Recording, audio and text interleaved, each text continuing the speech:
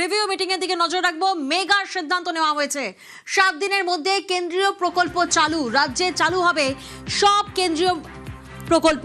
সোমরাজ প্রতিনিধি আমাদের সঙ্গে রয়েছেন, সরাসরি সোমরাজের থেকে জানবো। সোমরাজ, আজকের এই রিভিউ মিটিং এ ঠিক কি নির্দেশ দিলেন মুখ্যমন্ত্রী?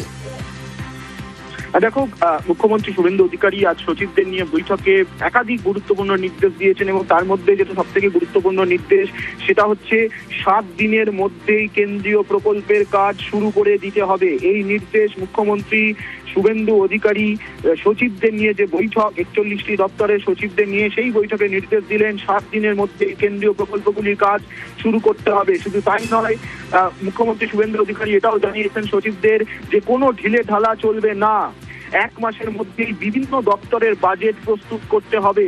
মুখ্যমন্ত্রী এই নির্দেশ দিলেন সচিবদের নিয়ে বৈঠকে। পাশাপাশি মুখ্য সচিব মনোজ কুমার আগরওয়াল তিনি বৈঠক চলাকালীন সচিবদেরকে বলেন বিভিন্ন দপ্তরকে আয় বাড়াতে হবে। এই নির্দেশ মুখ্য সচিব মনোজ কুমার আগরওয়াল দিলেন বৈঠক চলাকালীন। প্রায় 1 ঘন্টার কাছাকাছি এই বৈঠক করেছেন মুখ্যমন্ত্রী শুভেন্দু অধিকারী এবং সেই বৈঠকে নির্দেশ দিলেন যে 7 দিনের মধ্যেই কেন্দ্রীয় প্রকল্পগুলির কাজ শুরু করতে হবে, কোনো রকম ঢিলে ঢালা চলবে না।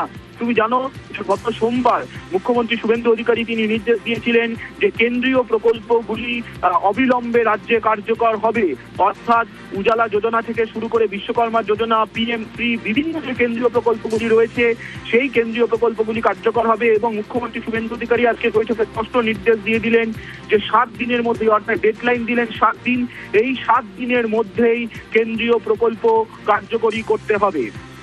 বেশ, সোমরাজ তুমি আমাদের সঙ্গে থাকো, আরো একটি বড় খবরের দিকে আমরা নজর রাখবো।